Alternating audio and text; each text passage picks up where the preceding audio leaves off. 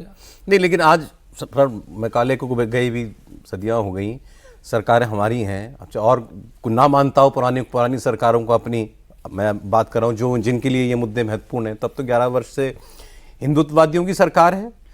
अब पहले मुझे आप ये बताएं कि एक तो ये कंटिन्यू क्यों किया गया, क्यों कोई सरकार मंदिरों पर से नियंत्रण छोड़ना नहीं चाहती है, और जो हम कहते हैं मंदिर पर नियंत्रण, तो वो क्या क्या चीज नियंत्रित करती है? इसमें जब शुरू में अंग्रेज आए थे तो उन्होंने सबसे पहले जो कानून के फ्रेजेस होते हैं, अगर उस फ्रेजेस की बात करें तो उन्होंने कहा कि दे विल रेगुलेट। फिर ये मैं 1950 से 1960 की बात बता रहा हूँ, उस समय जो कानून बने हमारे देश में उसमें रेगुलेशन वर्ड आया। उसके बाद सुपरविजन वर्ड आया 70s 80s में। सुपरविजन के बाद कानूनी में एडमिनिस्ट्रेड वर्ड आया। मैं कानून के वर्ड्स की बात कर रहा हूँ जो कैसे सब। और अभी जो चल रहा है 1990 के बाद जो आया कंट्रोल्ड, यानी कि फुल कंट्रोल। मंदिर में पूजा कितने बजे होगी, मंदिर में चढ़ावा कितने बजे चढ़ेगा, पुजारी कौन अपॉइंट होगा, कैसे अपॉइंट होगा। आपको जानकर आश्चर्य होगा कि जो हम लोग पूजा की थाली में आरती में पैसे डालते हैं, साउथ इंडिया में वो पैसे भी काउंट करके पुजारी से ले लिए जाते हैं। उसी मंदिर की आमदनी से एचआरएनसी डिपार्टमेंट पूरा चलता है, और एचआरएनसी डिपार्टमेंट का तमिलनाडु का मंत्री उसी तमिलनाडु में सनातन उन्मूलन कॉन्फ्रेंस का चेयरमैन होता है। यह सत्ता है। सत्ता यह है कि हिंदू धार्मिक मामलों को कॉन्करेंट लिस्ट में डाला गया कॉन्स्टिट्यूशन की, संविधान में। स्टेट भी डिसीजन ले सकता है और सेंटर भी डिसीजन ले सकता है। इस चक्कर में ये ढुलमुल रवैया अपनाया हुआ है, न स्टेट डिसीजन ले रहा है न सेंटर डिसीजन ले रहा है। आपने बहुत सारा डेटा दिया कि 5 लाख में से 4 लाख मंदिर जो है वो सरकारी नियंत्रण में है।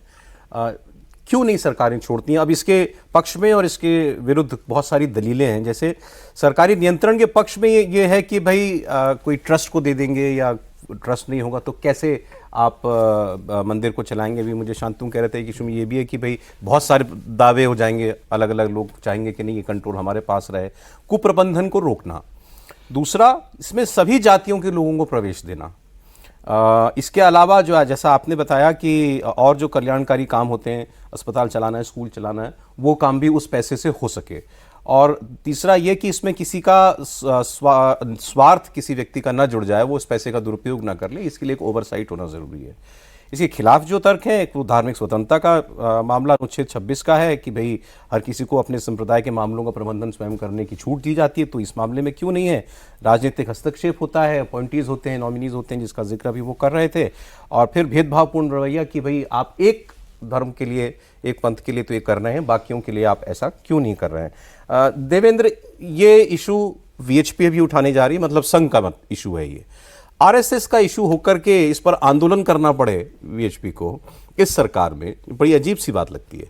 देखिए, आइडियोलॉजी के तौर पे इन प्रिंसिपल वो लोग एकदम एग्रीड हैं। टॉप लेवल पे प्राइम मिनिस्टर मोदी भी इस तरह की चीज़ कहते हैं और उसमें कहीं कोई दुराव नहीं है। दूसरी चीज़ की ये संघ और वीएचपी इस कॉज के साथ है, ये इनका इशू नहीं हो सकता।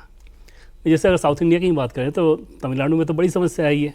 वहाँ के मंदिर तो सबसे ज़्यादा एक तरह से धनाढ़ संस्थान है, और इन्होंने बताया कि हाँ किस तरह की समस्या आ रही है। एक उदाहरण में देखें कि एक बार हुआ था कि एक टेम्पल, डॉक्टर साहब का भी उसमें था कंट्रीब्यूशन, कि सिर्फ 2000 किलो सोना, सिर्फ 2000 मैं कह रहा हूँ किलो सोना वहाँ की सरकार ले रही थी। इन लोगों ने प्रोटेस्ट किया, कोर्ट में गए, और उसमें तमिलनाडु के सरकार के द्वारा एफिडेविट दिया गया। उसमें ये बताया गया था कि हमने तो इस तरह से 5 लाख किलो सोना ऑलरेडी एक्वायर कर लिया है मंदिरों से, तो फिर ये 2000 किलो ले रहे हैं सोना, तो इसमें ऐतराज़ क्यों? सवाल ये होता है कि कोई भी स्टेट सेकुलर होती है बाय नेचर। यहाँ पे इंडिया में अगर हम देखें तो तुम सेकुलर नेचर के व्यक्ति, स्टेट के हिसाब से अगर बात करें, हमारे धार्मिक कार्य से पैसा लेके अब तो सेकुलर काम में खर्च करोगे ना, हम उसके अपने धार्मिक कार्यों में खर्च क्यों ना करें? ये तो हिंदू समझ रहा है ना, ये तो हिंदू मान रहा है इस बात को। और अगर कंट्रीब्यूशन की बात कर लें तो जीडीपी का मंदिरों से जो कंट्रीब्यूशन होता है लगभग 2.37%, मतलब भारत का जो हेल्थ का बजट है उससे ज़्यादा, डिफेंस वाले बजट से थोड़ा ही सा कम। इतनी बड़ी धनराशि, इतनी बड़ी इकॉनमी, और उसके बावजूद अगर मंदिर सिकुड़ रहे हैं, हिंदू धर्म सिकुड़ रहा है। कभी आप अफगानिस्तान तक थे, आज कहाँ हैं आप देख रहे हैं। दूसरी तरफ क्रिश्चियनिटी और इस्लाम को देखें आप, कि कहाँ से कहाँ वो फैलते जा रहे हैं। तो वहाँ पर तो ये समझ में आएगा ना कि अभी आपने जो सोने वाली बात की, हम बहुत सुनते हैं कि दक्षिण के, खासकर दक्षिण के मंदिरों में बहुत सोना है। ये सोना एक्चुअली किसके पोजीशन में है और कोई डेटा है आपके पास कि कितना सोना? सौरभ जी, बीइंग डॉक्टर, मैं ऑर्थोपेडिक सर्जन, कहाँ इसमें फंस गया?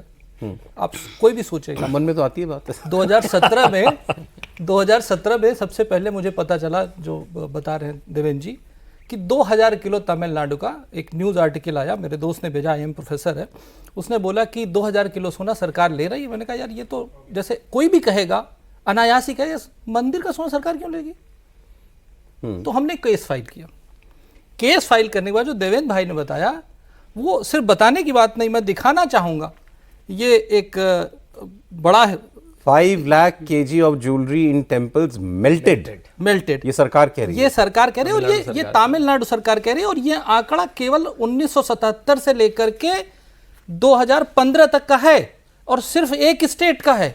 5 लाख किलो सोना, आप पढ़िए। 5 लाख किलो सोना गला दिया गया। गला चुके हैं। अब वो सरकार ने अपने कंट्रोल में रखा हुआ है, और उससे जो आता है, रिटर्न आता है, उसका क्या होता है भगवान जाने। इसके लिए, और उन्हीं का ये एफिडेविट था, वो कह रहा था कि आप 2000 किलो के लिए आ गए। शांति जरा एक मिनट निकालना है। 5 लाख किलो सोना कितने का हुआ? ठीक है, क्या रेट है? अब मैं बता रहा हूँ ना। और देवेंद्र भाई ने जो बताया, वो GDP वेरी करता है 1.5% से लेकर के 4.5% तक, एवरेज 3% है। आप सोचिए, 2-2 हज़ार रुपए दे के कन्वर्जन हो रहा है। अगर 3% ऑफ द GDP सरकार का अगर हिंदुओं की किसी बॉडी के पास आ जाए तो क्या होगा? और वहीं पे एक चीज और बताना चाहूंगा, 3% ऑफ द GDP जी, एवरेज हेल्थ से ज्यादा इतना, मतलब इतनी संपदा है मंदिरों की जी। और एक मजे की बात यह है कि इतनी संपदा होने के बाद जब कंट्रोल लिया सरकार ने, तो उसी में हमें यह आंकड़ा पता चला कि लगभग 40,000 मंदिर में से 31,000 मंदिर में एक शाम पूजा भी नहीं होती।